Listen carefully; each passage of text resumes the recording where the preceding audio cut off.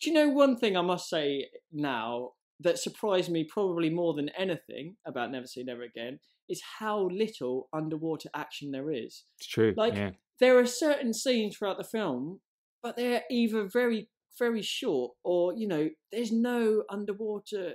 I mean, we can go on about sort of towards the end of the film, but it just surprised me, how little there was. Yeah, well, do you know, I remember reading about that fact, and I think there were two reasons for that. Number one is that they felt, Irving Kershner felt that underwater scenes were boring and they slowed down the action because everything's in slow motion, and all the rest of it, which is a fair point, I guess.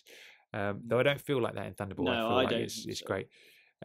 So there's that, and the other thing as well is they actually filmed a lot of the kind of the shots that were supposed to be Connery with the body double swimming around with a guy who didn't look anything like Connery. He was like a younger man, completely different physique, and they spent a lot of time and money shooting that stuff. Like distant shots that's supposed to be Bond swimming around.